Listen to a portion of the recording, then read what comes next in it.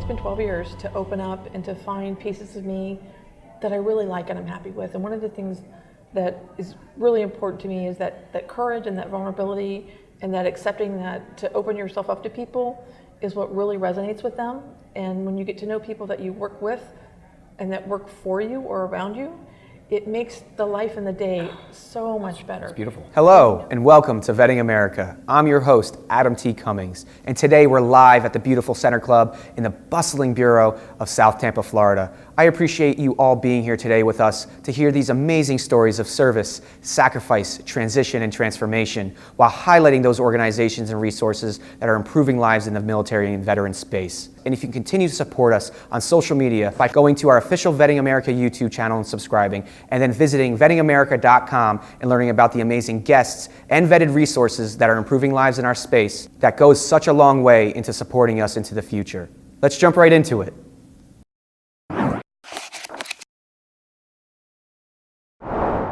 Today's show features Lieutenant Colonel Kay Schwartz, who served 20 years in the United States Air Force from 1987 to 2007. She's currently the Executive Director of Human Resources for USAA's Tampa market, where she is responsible for the integrating strategic solutions for the region. Thanks so much for coming on the show, Kay. My pleasure. Give us your backstory a little bit. Give us, what was life like for Kay Schwartz growing up before you became the Kay Schwartz of today? Well, for me, I was born into a military family. My dad was a naval officer when I was born. He did 28 years in the Navy, 14 enlisted, 14 as an officer. And then he retired when I was about 9, and we moved as much out of the Navy as we did in the Navy. So it was a very kind of typical military, post-military life. Did your dad's career, especially being young when he was in and getting out and seeing how he grew, he transitioned, did that affect you at all growing up with your intention of like what you wanted to do with your life? Oh, absolutely. When I graduated from high school, I absolutely wanted to go in the military. I was college bound, but my dad sat me down one day and said, "Young lady, what do you want to do with your life?" And I said, "Well, Dad, I want to serve in the military for 4 years." And he goes, "That's a good thing to do. I did 14 enlisted and 14 as an officer. The pay's better as an officer, and I'll pay for college." And I went, "Okay." So I went to college. And then the rest of that conversation was, "What service do you want to go into?" And I said, "Well, Dad, you were in the Navy. I should go in the Navy and follow in your footsteps." And he looked at me and he said, "No." And I went, "Why?" So keep in mind, Adam, I'm a little bit older than you are. So this was 1982. Okay. And way back then, when I graduated from high school, women weren't not only allowed in like combat units, they weren't allowed in combat roles. Yes. Women weren't allowed at sea. What? Women weren't allowed to fly specific airplanes. It was a different world. And my dad looked at me and he said, "Listen, I love the Navy. It was a great place for me. But as a young woman, if you're going to be an officer in the military, you need to go in the Air Force. You'll be able to have a family. You'll be able to get promoted. There's a lot more opportunity for you. The Air Force is a place you need to be." And I went, "Okay," and joined Air Force ROTC. So I'd look back at that, and that's when I discovered that I listened to good mentors and that I had good mentors, because it was just the best direction he could ever give me. Do you feel your college education and the ROTC program you went through prepared you to join the military at all? Nobody has ever asked me that. That's a tough question. I knew the basics about the Air Force when I came on active duty, and an interesting fact for me is I was married to a lieutenant at the time when I came on active duty. So we were stationed at this tiny little base in Arkansas that's closed now. And I wasn't scheduled on coming on active duty until April after I graduated. But because I was already living on base and I was already there, and the leadership knew who I was and that I had gotten my commission, they asked me to come on active duty and wait for my technical training for 6 months. And that was a huge mistake, because while I could tell what the ranks were and I knew who to salute, the whole, what my job was and how I needed to do it, that I wasn't ready for. I feel like I was ready for some of the leadership things, but not all of them. I think there was a big piece for me, growing up in the South in a Southern family and saying "sir" and "ma'am" to everybody. And the chiefs around me didn't appreciate that. They had to say, "Lieutenant, man, you can't call me sir." I work for a living. Yeah, they had to have that conversation with me. I'm like, "But you're as old as my dad. Yes. I was taught to do that." Mm-hmm. So it was a kind of a yes and no. Mm-hmm.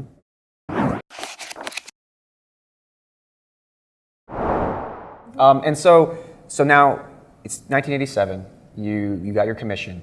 What's it like for a young female officer going into a unit with salty airmen and having to lead them, and even taking off this story that you just kind of told us? How are you able to adapt and overcome?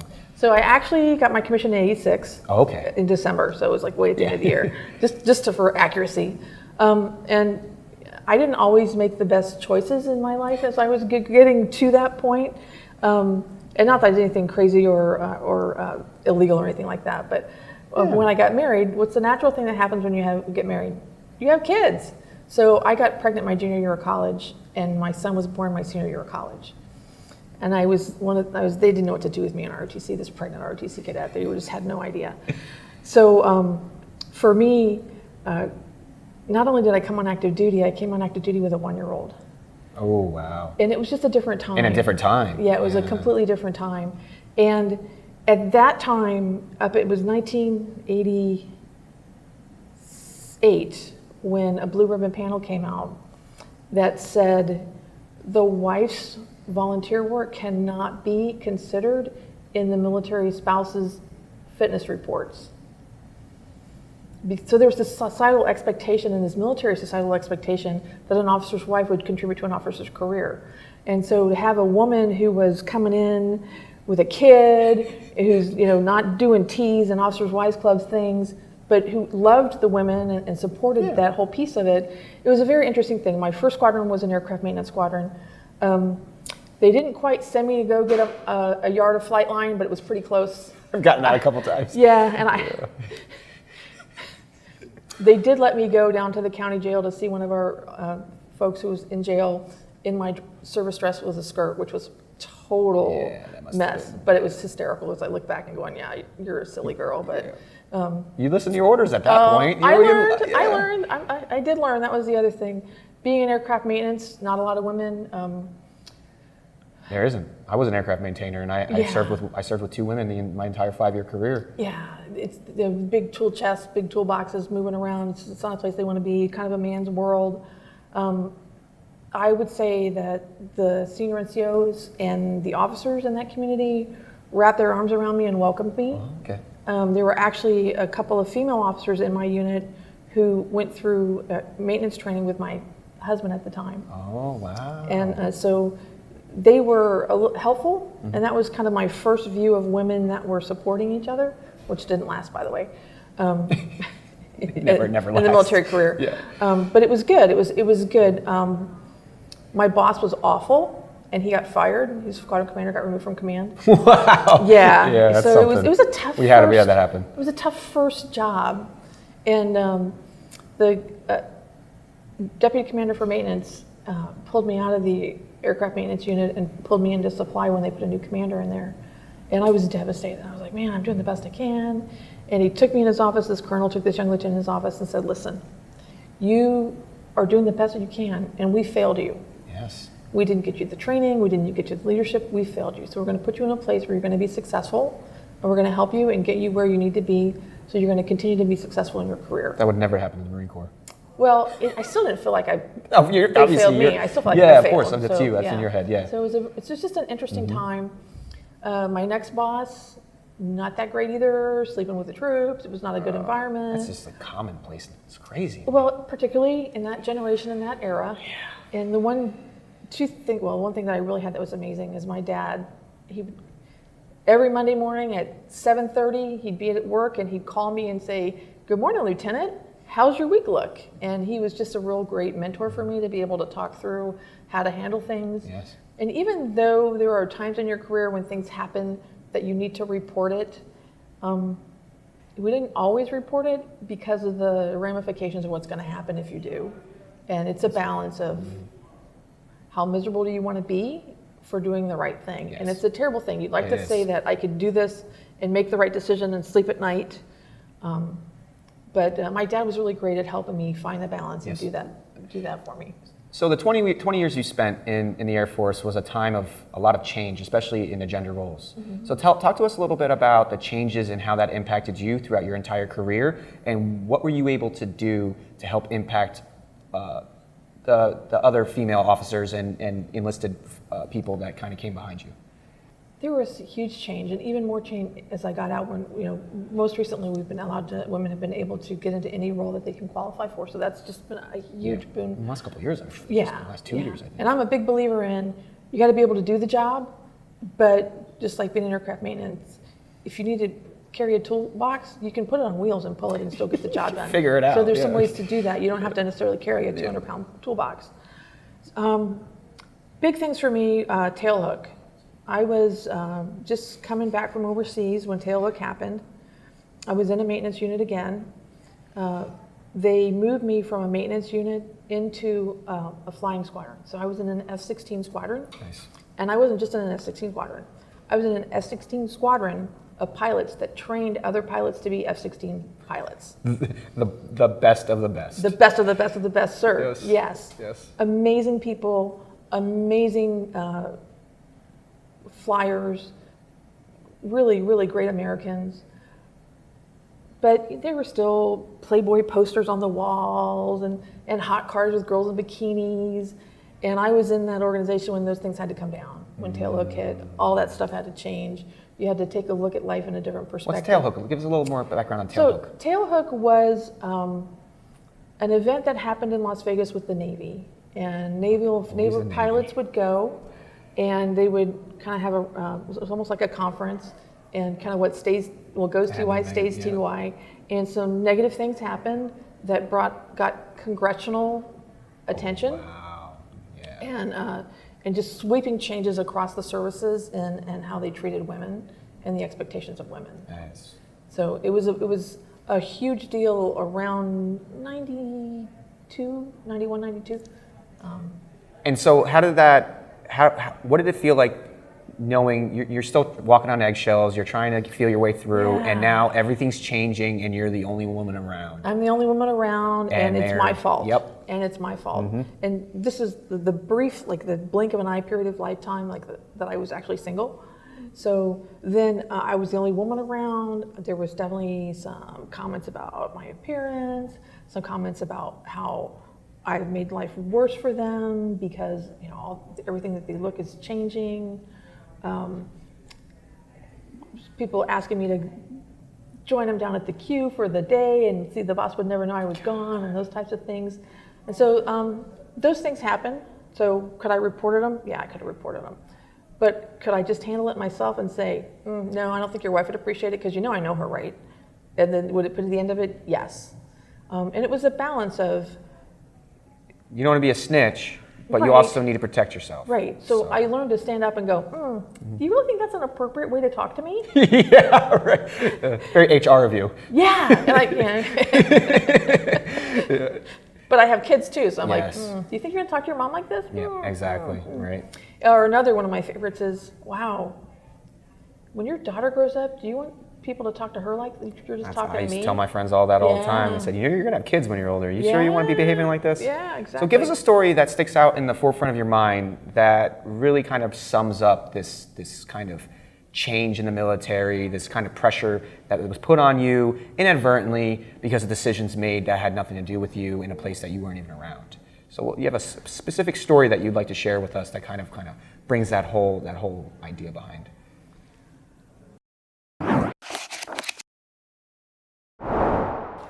Well, let me fast forward to 2004. Oh, I love it. Perfect. And there I am in Baghdad.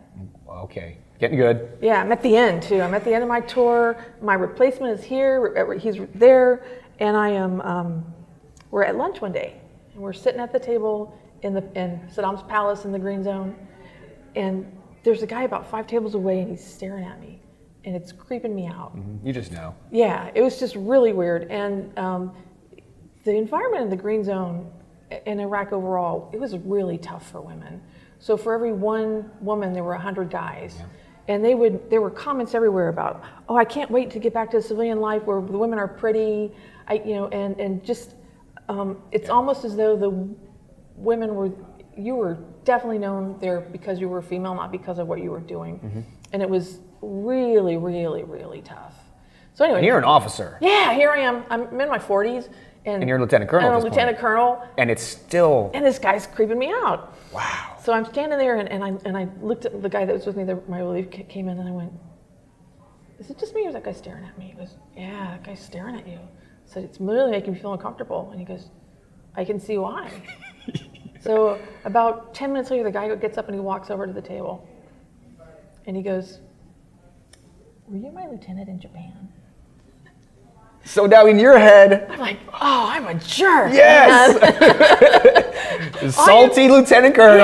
Yeah. And I'm just taking this poor guy's, and all he was, yes, I was his lieutenant in Japan. He was a captain at this point in time. Okay. And he was an E3 when I was in She's Japan. a Mustang now. Yeah, okay. yeah.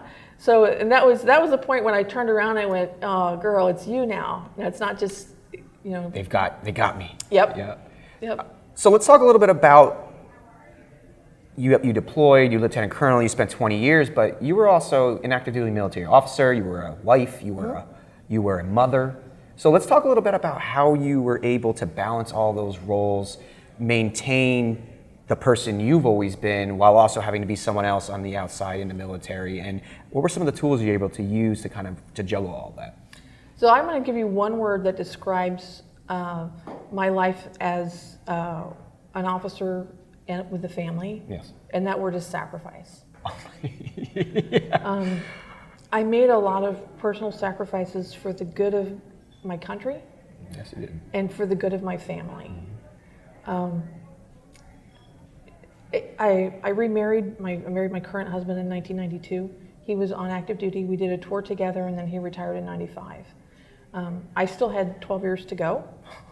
And we moved to San Antonio. He got a great job with a great company and didn't want to move. And guess what happened? I got orders.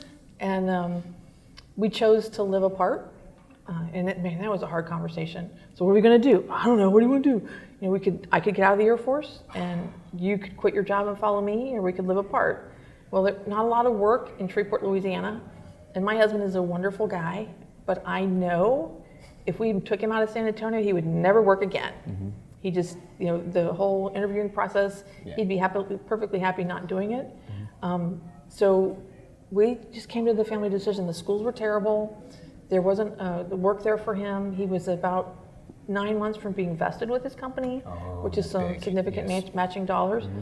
And so we decided to live apart. And that was hard. Yeah. But it was only 400 miles apart. Only, yeah. So I committed to coming to San Antonio from Shreveport, Louisiana, 1 weekend a month. Okay. And he committed going the other weekend. So we're going to see each other at least 2 weekends a month.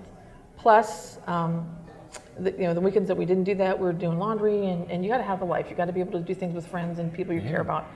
And then Still a military officer. Yes. And I left him with the kids. Yeah. Okay. Because the schools were bad. Yeah. And that was one of the hardest things for me to do was to say, I'm going to leave my kids behind. Now, my kids were from my previous marriage with my first husband, who lived a half mile away from us in San Antonio. And so he was there to be able to help support. He was. He was still on active duty, going to Saudi Arabia quite a bit. So the brunt of this fell on my husband, Phil. My husband was pretty amazing. And we worked, 9/11 happened. I was at Barksdale. I couldn't leave at the time I had to come back. And it was just a tough time.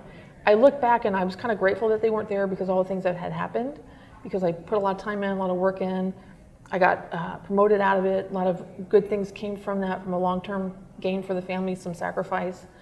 But there's a difference between being a captain and being a major and then making lieutenant colonel as an officer, and how you're viewed and how you're expected to behave, and how all of these expectations in this military environment mold you into who you are. And when I finally retired, I realized that the officer I was may not be the person that I am. And you split. Well, there are always people there, but you kind of pull the layers back. You push it down deep. And I work at this amazing company. I work at USAA, full of amazing leaders.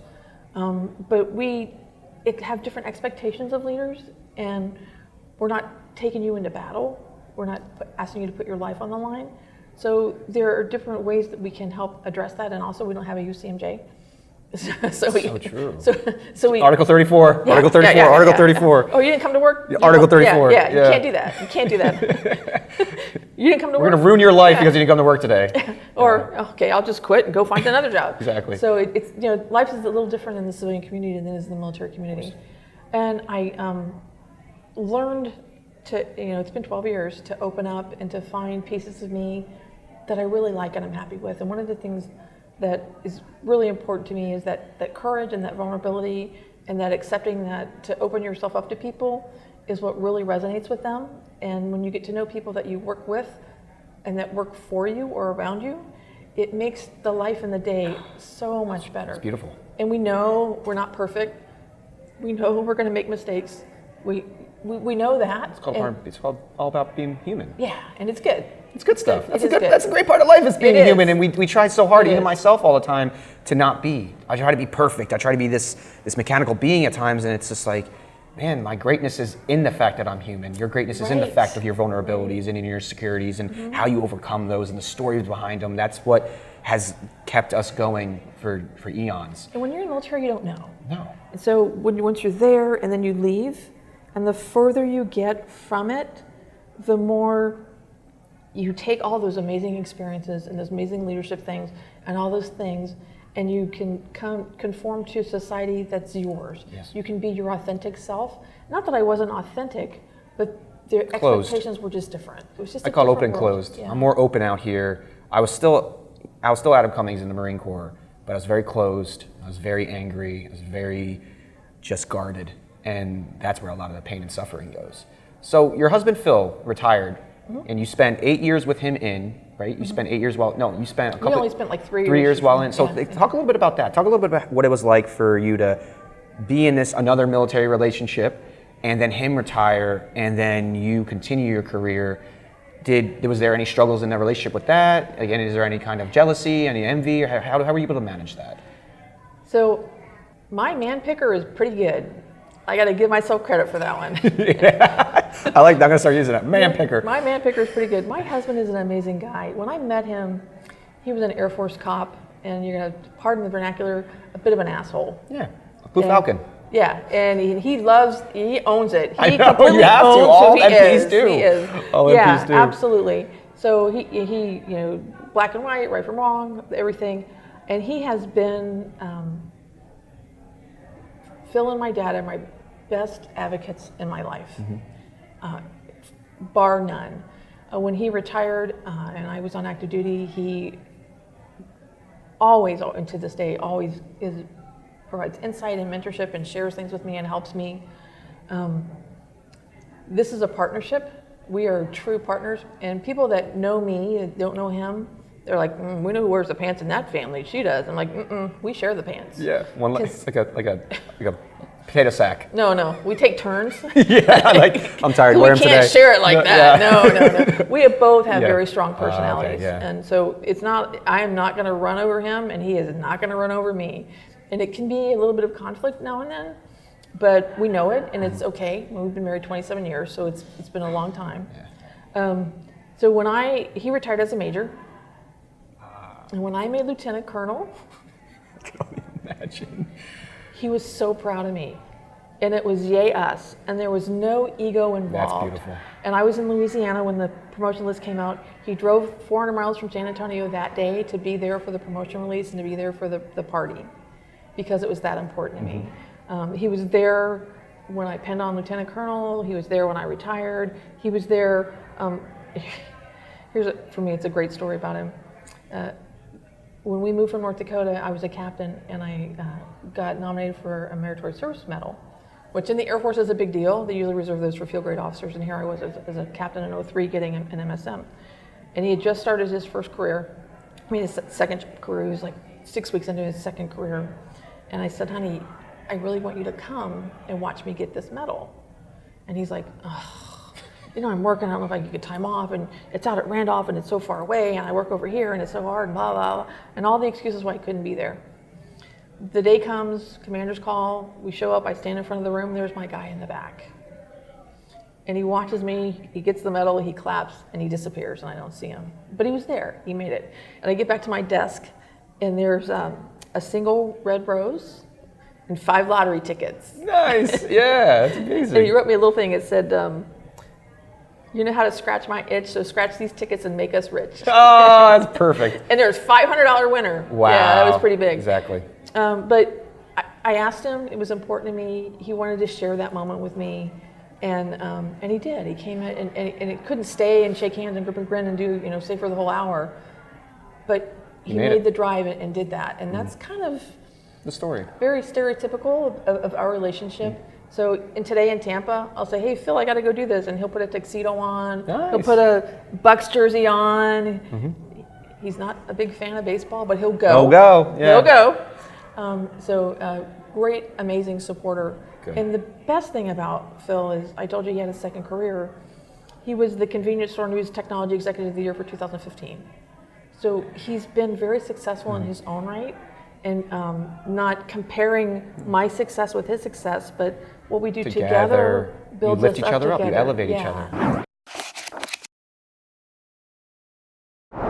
Yeah. So let's talk about your transition. What's it like for a retired lieutenant colonel to transition out of the military, a female retired lieutenant colonel, transition out of the military in 2007? I mean, this still wasn't where it's at when I got out in 2014 and even at 2019. I mean, that's 12 years of improving the transition process. What were some of the trials and tribulations you went through, and what kind of maybe a story of like a dark time that kind of affected you? So I help people a lot these days and talk through this, but I'll share a little piece for me. So when I finally got back to Randolph for the last time back in San Antonio, my husband was still in San Antonio, I was working at the training command, and I moved over to the personnel center later. I knew that I was going to retire in San Antonio. I knew that we'd spent 4 of my last 8 years in the Air Force apart. We didn't like it. It was tough to do, and that the next critical stage for me, job for me, was going to be somewhere out of San Antonio, and I wasn't going to take it. I knew that retirement was looming, and because I wasn't going to do that, I wasn't going to get promoted, which is a really hard decision to make. Especially when you're a lieutenant colonel. Yeah. Everybody wants that full bird. I did. Yeah. And there was a lot of things that went around that I knew I wasn't going to make it, so it was okay.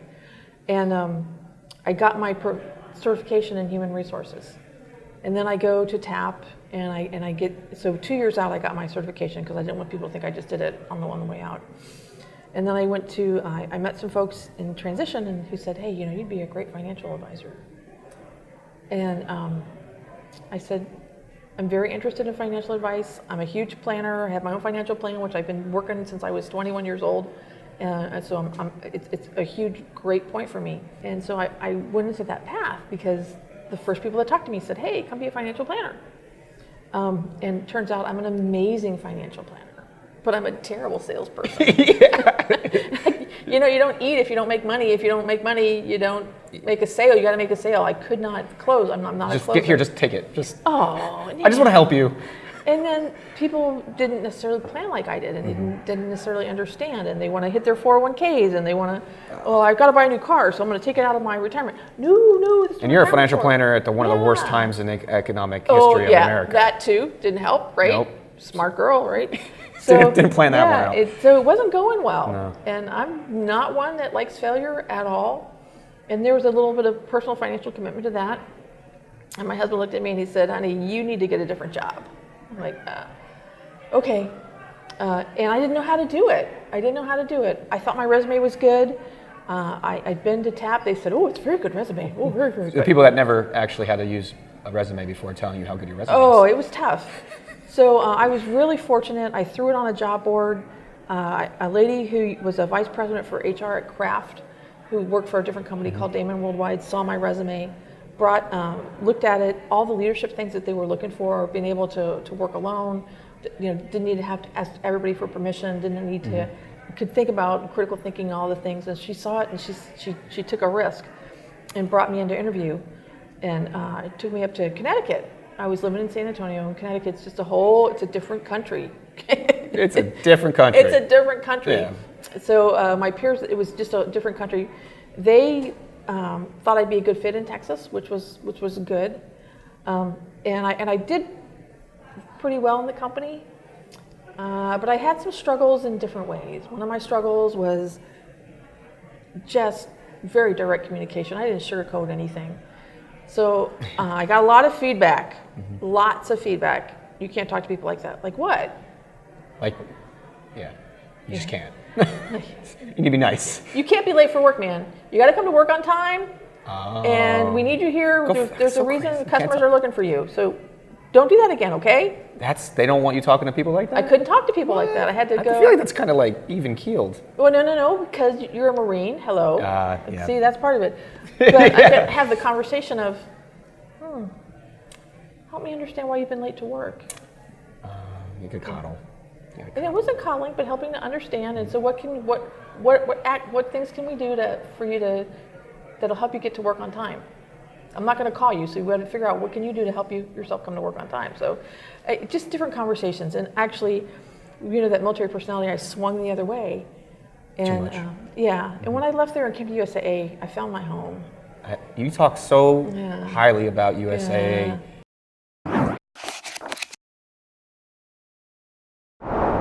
How were you able to transform yourself? You talked about, you were always yourself, but you had to be a kind of different version of yourself. You get out, you go through these ebbs and flows. I call it living on the extremes to find a focal point, because you do have to live a completely different lifestyle now.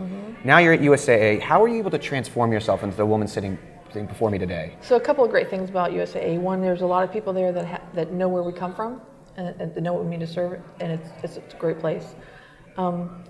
Two, I started to own who I was as a veteran. Yes. I started to own my military service, and I wasn't trying to overcome my military service. I was embracing my military service and making it for who I am. I had a conversation with a executive director. I was a senior advisor at the time, who said, Kay, what do you think your thing you need to work on the most? And I said, well, I've always been told that my communication is too direct. And he went, who told you this? I said, from my last company, and I've been told this, so it's been in my head and I've been working on it. He goes, I think you're past this. And that really hit me when I went. So I have this self-perception now because of feedback from other people that swung me a totally different direction. Yes. And now they were accepting me for who I am and for who I wanted to be. They let me be a veteran. They accepted the fact that I was a female veteran, and they let me represent the organization as their military hiring advisor. And it's incredible because you have this amazing career. Now you're finding your footing in the civilian world. What kind of advice would you give to a female veteran that's transitioning out, whether they're officer, whether they were enlisted, whether they were reserves, to really kind of own their story, own their service, and truly transform themselves out here? The best thing you can do is find a transition mentor. Yes. And that's hard. It's so much harder than said. Yes. 0.6% of Americans are female veterans. Yep. Not even 1%. No, 0.6. 0.6% of Americans are female veterans. So to find female veterans is tough. But we all serve with them. So definitely keep up with the people that were mentors in the military service that have come out. And then the other thing is look around the community and see the veterans that you think are successful and that you want to hear their story. And nobody's ever going to be me, and that's okay. But if you want to understand where I came from and some of the challenges I had, I'm willing to share. And I think the last piece I'll leave you with on this is that once you find your way, be open to helping the women behind you. Absolutely. Pay it forward. Pay it forward is, they were actually pushing that in the Marine Corps before I got out, was this whole pay it forward mentality where we all gaffed it off because, I'm a sergeant, there's corporals, and we don't care about anything. We care about everything while not caring about anything, but the pay it forward stuck with me. It's always been that way my whole life, but watching, that training, they gave us training on it. It was really something special. And so how do you stay active in the military community now? I know you're like you said, you're very proud of your military service. You work for USAA, which is one of, if not the best military company in the entire country. What are you doing now to really stay active and give back? So I support the USF's Department of Veteran Success. They're the best college in the country for veterans, and I teach one class session a semester over there to talk about HR things. I'm the co-chair of the Greater Tampa Chamber's Military Council. It's my second year doing that.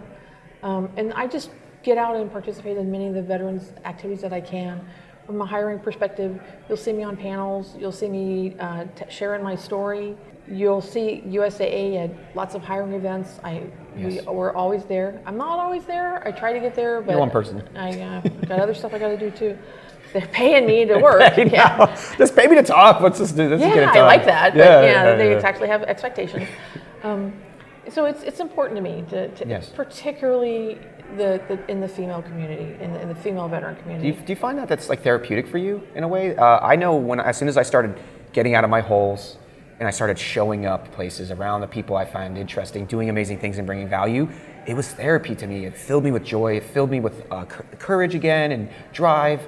I feel like a lot of veterans miss out on that. So why is it important for you personally to continue to serve and get out there and be a part of the community?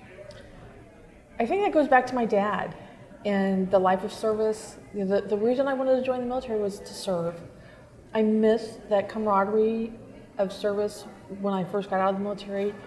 At USAA, I don't serve in the military anymore, but I help serve those that do serve. It's important. And helping others grow and develop and be successful, I just feel like it's my community. I need to serve and give back in that way, and that's the way that I choose to do it. There's lots of ways. And I tell this to young kids every day. You don't have to join the military to serve your country or your community. There's lots of ways to volunteer. There's lots of ways to give back. We need people that will be volunteer firemen. We need people that will volunteer in schools and help kids learning. We need lots and lots of volunteers and lots of service. So for me, the life of service doesn't have to be through the military. I'm so grateful that it was for me. And I just want to help those that have done it so that they can get back to that place in their lives where they feel calm and stable and happy and get that same feeling. Thank you so much for coming on the My show. pleasure, Your Adam. story is beautiful as always. I want to thank you all for showing up here and listening to Kay Schwartz story, former Lieutenant Colonel in the United States Air Force and Executive Director of the Tampa office here at USAA for Human Resources. I'd like to thank you all for another edition of Vetting America, and I hope to see you all soon. Thank you so much.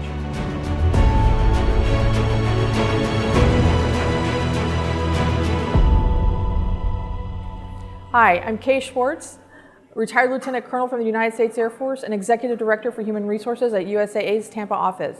If you like what you heard, please subscribe to Vetting America's YouTube channel.